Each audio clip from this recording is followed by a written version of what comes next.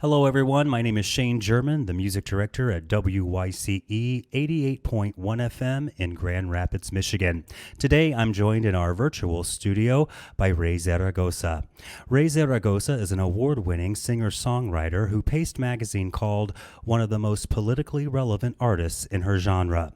First-generation Japanese-American on her mother's side and indigenous on her father's side, Raye Zaragoza shares a unique multinational perspective and stories through songs that are both inspiring and thought-provoking.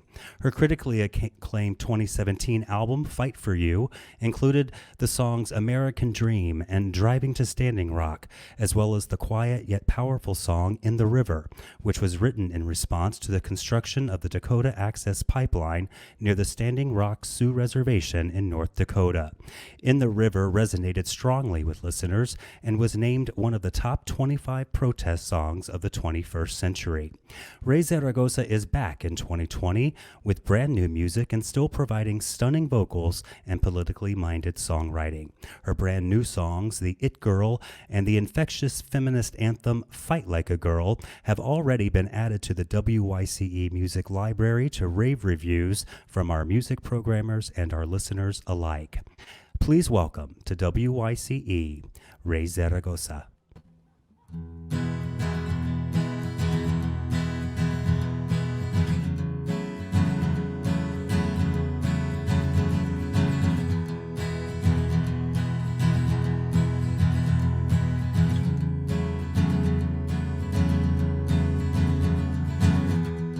Grandma Nature, Mother Moon, show me what to do when they are taking our rights away, policing our bodies. Easy, easy we go. It's repeating on and on.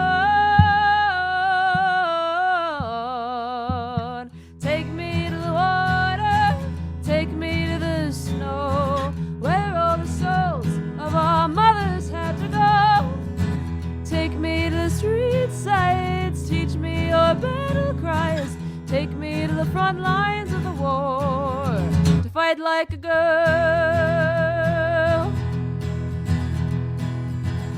Send me knowledge, send me peace, from when you were fighting for all the rights that I have today. Our homes, our boats, our voices. Easy, easy we go. It's repeating on and on. Take me to the water, take me to the snow, where all the souls of our sisters had to go. Take me to the street sides, teach me your battle cries. Take me to the front lines of the war, to fight like a girl. Fight like a girl. Fight like a girl. Fight like a girl.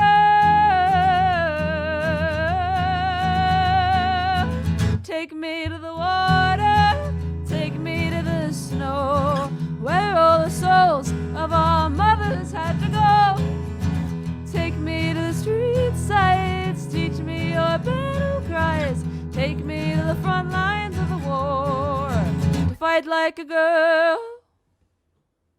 Fight Like a Girl, new music from Raye Zaragoza. Raye, welcome to WYCE.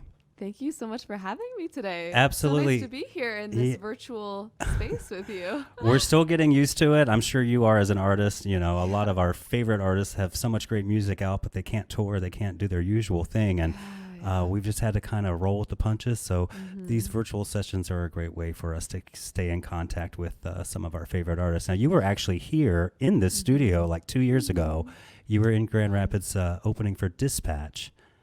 At Frederick Meyer Gardens, and you actually were nice enough to come in and do a little session before that show. So it's nice to see you virtually It's nice to see again. you. Yeah, that was so fun. It was very surreal to be in the studio with all of you. That tour was just something else. It was that show was incredible. I'd never played to that many people before that tour, and it was a very surreal experience. So I'm glad that we got to share that together. Yeah, and that day it was one of the rare times that we've had two artists in the studio at on the same day. So you came in and did yours, and then you had to go to your sound check, and then Dispatch came in and did a couple of songs, and then they were headlining, so they went last. Yep. But it was one of the few times that we as a station had two artists in here back to back, and then running over to there. We usually do one artist and then we're done or whatever. But Yeah. that day we had both of you, and it was really awesome. Yeah, that was so cool. I felt very cool that I got to have a radio interview at the same place as Dispatch. I was like, oh my gosh, this is so exciting. Well, we were excited for you. Your 2017 album, Fight For You, did really well here. Our programmers just lost their minds over it. Aw. And cool. we're just thrilled to see that you're back with new music. The two new singles have already been added and are already getting love from our music programmers. So we're excited that you're here.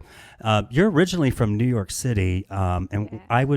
Grand Rapids has a huge theater scene, and I would be remiss if I did not talk to you about the fact that your father was on Broadway in Annie Get Your Yeah. Gun. Tell me about growing up in New York. Was your dad always like a theater actor? Like what's his relationship to theater? Yeah, theater was a huge part of my life growing up. It was everything. New York City and theater was everything. When I was 5 years old, my dad he played Chief Sitting Bull in Annie Get Your Gun on Broadway. And so the Marriott Marquis was pretty much like my playground. And my parents didn't really believe in babysitters. So instead of having a babysitter, we would hang out at the theater every night until my dad got out at 11 o'clock. And we'd do our homework backstage. I would sit on his lap during the meet and greets after the shows or after matinees.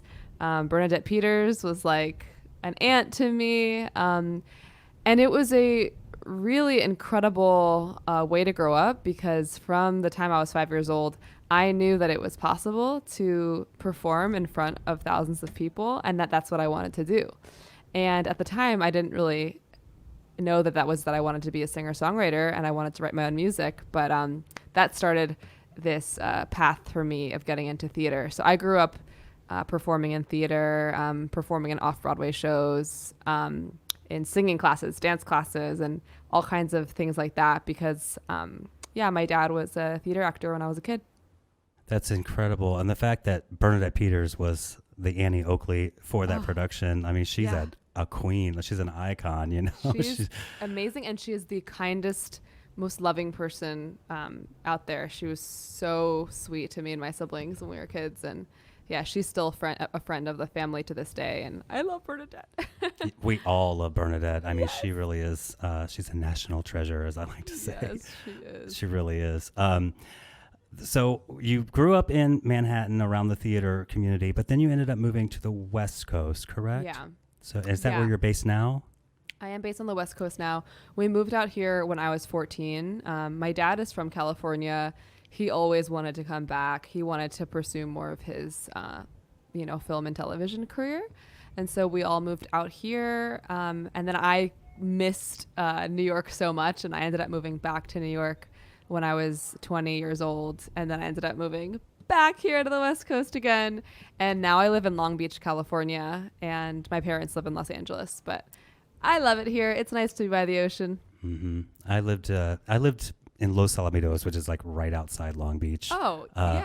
I drive through it all the time. Yeah. I went to the Orange County High School of the Arts out there. They're no longer there. Did you? They're no longer in Los Alamitos. I think they're in Santa something. I can't remember where they relocated to, but I went to school out there, so I definitely understand why you would want to be near the water and especially during a pandemic. It's really nice. I can socially distantly do so many things outside of the ocean, which has been a lifesaver right now.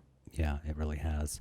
Now, before we move on to the new music, because I have this opportunity to talk to you about the last incredible record, there's a song on that album called American Dream, which every time I hear it just strikes a chord in me. It's just a beautiful song. Thank you. And it really tells the story of, of, this fake thing that they feed us since we're children, that the American dream is, the white picket fence and in the suburbs and all of that. Yeah. And you've said that that was never your American dream because it's not truly inclusive of all American people. But there's a lyric in it that I want to ask you about. And it says, I've been thinking about our mother and how they took her away from her people, put her in a boarding school away from her brother, sister, and culture. Can you talk to me about that? Do you have a family history with, being separated because of culture? Or? Yeah. So that lyric is about my grandma Via, and she, like many other indigenous young Native American children, was taken away from her people and her culture, and she was actually adopted out and adopted out of the tribe and was put into Indian boarding school. And so if anyone listening doesn't know about Indian boarding schools, Native American boarding schools, rather than giving a history lesson live on the air, there's so much to learn about it. This was a system of removing Native children, and the mantra of these places was "Kill the Indian, save the man." It was a really, really awful, traumatizing way of stripping young people of their culture in order to assimilate them into "quote unquote" American culture. And so my grandma Via was one of these children. And so that's what the lyric is about. It's about thinking about her and her legacy, and thinking about all that she endured as an Indigenous woman, and wanting to continue to acknowledge her American dream. What's her dream for her descendants, and how can I take her incredibly traumatizing experience and turn it into a way of sharing a way, because there's so often the American dream is a way of watering down the past and not acknowledging it. And I don't want to water down the past. I want to tell her story proudly and acknowledge her existence and the existence of many young children who were taken away from their culture as a way of feeding into the American dream. And so yeah, that's what the lyrics about. It's about my grandma. It's an absolutely beautiful song. I highly recommend people check out American Dream off your last record. Now, what I can tell, just based off the two new songs that I've heard for 2020, women are still inspiring you and do every day, which I'm thrilled about. You are clearly motivated in your songwriting to represent women empowerment, and I think that the two new singles that you've released off this record, "Fight Like a Girl" and "The It Girl," certainly you're still fighting that good fight for the feminist cause, and I love it. Talk to me about "Fight Like a Girl." Yeah, so "Fight Like a Girl" is a song obviously about women and women's rights, but I wanted to write a song that had women of color at the front. And it always is interesting to me that, actually, August 26th is the 100th anniversary of women getting the right to vote, but not all women. And oftentimes when we celebrate these milestones and these markers and these triumphs for women, we're actually thinking about when white women were given rights. And as that is absolutely something to celebrate, and I think that's something that should never not be celebrated, that is something that's incredible, it also to acknowledge that the road and the path for women of color has actually been a longer road, and that the rights for women of color are still being fought for, as they are being still fought for all women. And actually the whole suffrage movement was inspired by these matriarchal indigenous communities. And I think that's important to give credit to during the celebration of 100 years since the suffrage movement and women getting the right to vote. And so anyway, I met Deb Haaland, who is one of my heroes. She's one of the 2 first Native American women in Congress. And I wrote Fight Like a Girl around the time meeting her. And meeting her just reminded me that as Indigenous women, as women of color, as brown women, Asian women, immigrant women, we truly can do anything we set our minds to, and that these limitations that we have felt existed, we can break through those. And so Fight Like a Girl is a song for those women. I just think it's incredible that the way that you really kind of shine a light on the fact that there needs to be more diverse representation of all types of women, and I think that really, we need that representation more than ever, especially in these times. And you're absolutely right. It's the media especially tends to make it not necessarily an inclusive view of women. And I think that you kind of touch on that with the It Girl, because you're saying growing up, all you wanted to be was the It Girl, but that meant to you being a blonde princess Barbie that meets Prince Charming.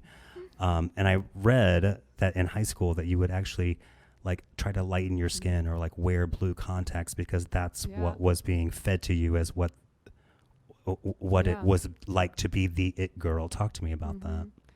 Yeah, that was something that I never thought I would say out loud or even admit to myself. But I think it's actually a very important and relatable part of my story.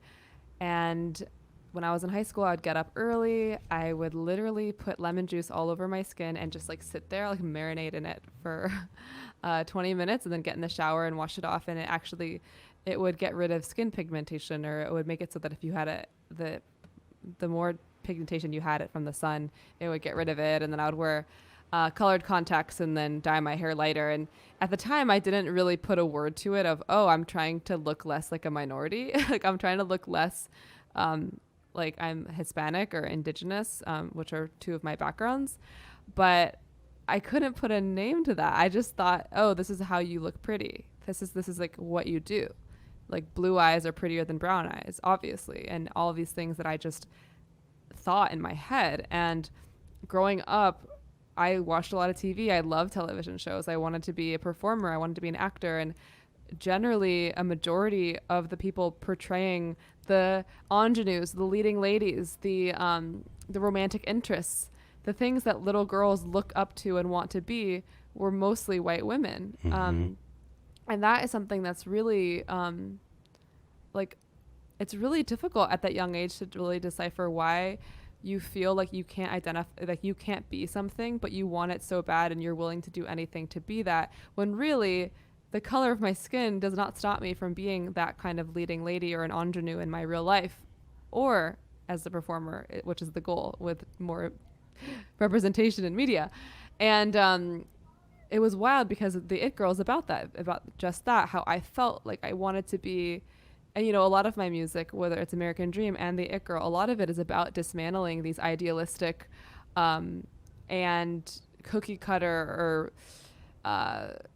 almost like a very American ways of looking at your future. And the thing that society has told us is like the way to go. And the thing that society has told us is perfect and pristine and beautiful. And so I wanted to unpack this term, the It Girl, because that's what I wanted as a kid. I wanted to be this pretty blonde princess who like fell in love with Prince Charming. And I've realized that whole song is kind of like my middle finger up to that whole thought. I'm like, that sucks. I don't want any of that. Actually, I want to create my own idea of what the It Girl is.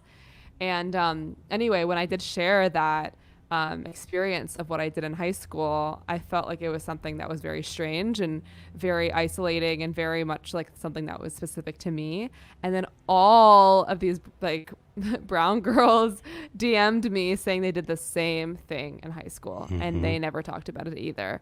So sometimes when we get really specific and we get into like the really weird, shameful things that we want to talk about, actually it's the most relatable things. And so, yeah, that's the It Girl. Yeah, it's just a great, and both of the videos for the It Girl and Fight Like a Girl, you've done a really great job on presenting those visually as well. Thank you. It was hard in quarantine. I'm sure it was. Did you do that all like by yourself on that one on the one video? Yeah, well, so Fight Like a Girl, that was all just user, like, fan and friend curated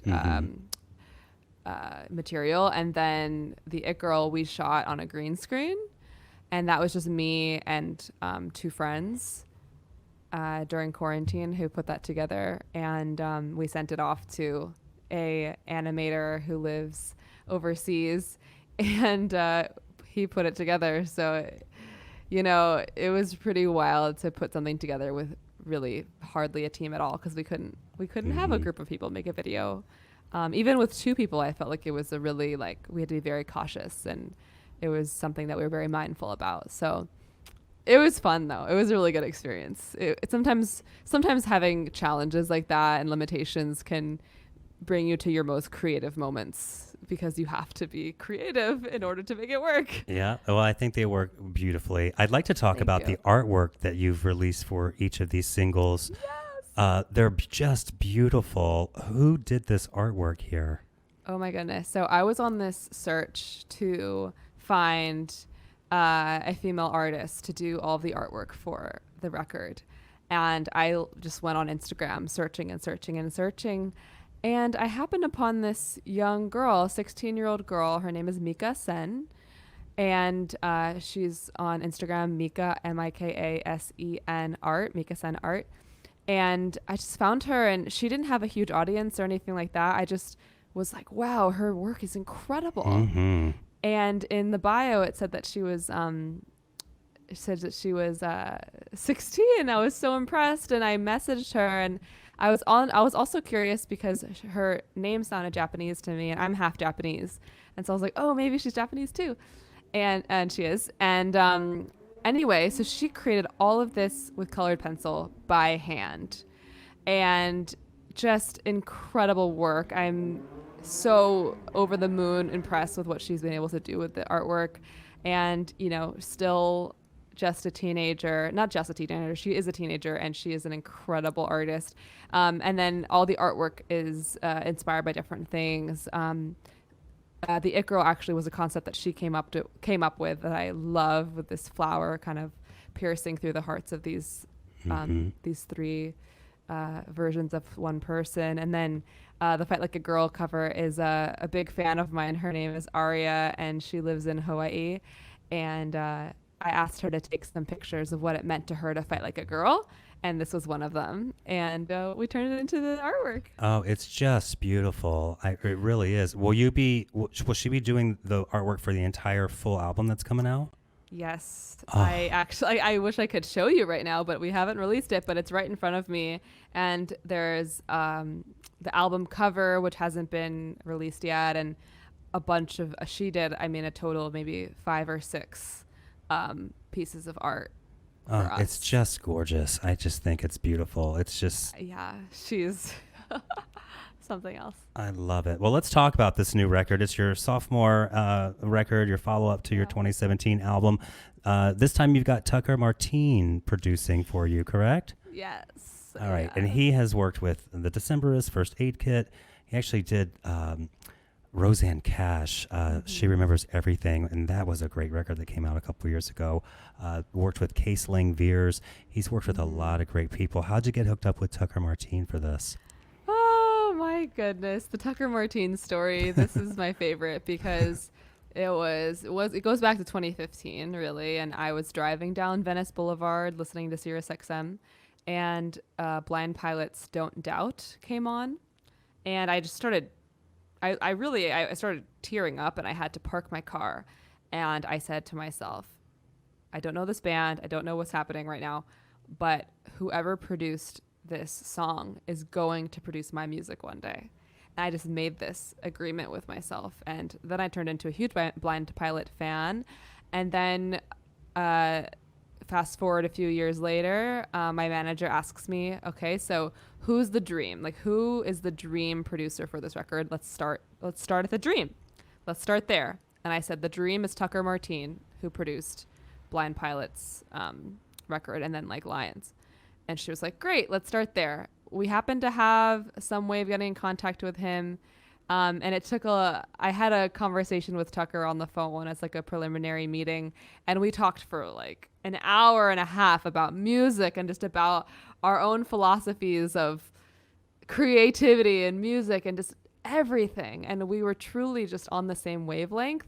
And it wasn't until later, like when I worked with him, I was like, wow, like an hour and a half of Tucker Martine's time is incredibly valuable. And for him to have given me that time very early on was so generous. And, then a few months later and lots of follow-ups and lots of persistence and making it work with his really busy schedule, we made it happen. And it was an absolute dream come true working with Tucker Martine. It exceeded my expectations, and I really had high expectations. That's great. Do you have a planned release date for the follow-up? The release date is going to be announced soon, very soon, but it's happening before the end of the year. Well, that's good. We are really looking forward to it. Like I said, we've already got the first 2 singles in our library. We've got the last record, and we cannot wait to start playing everything else that's on this record. And I can't wait to see more of that artwork myself. Yes, I know. I can't wait to show you. Well, do you mind if we hear one more song from you? Absolutely. This is The It Girl.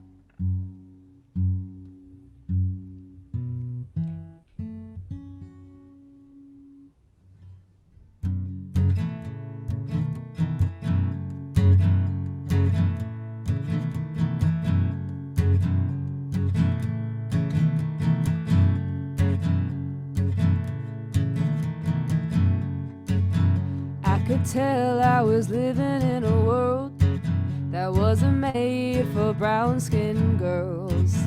Just you wait, it'll be your turn. And in the mirror I would say to her, I could be the it girl, can't you see?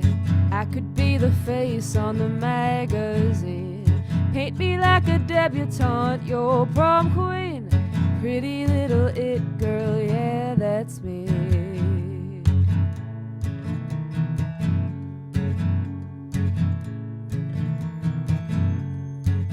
You ever feel like everywhere you go, you're just an act in the sideshow?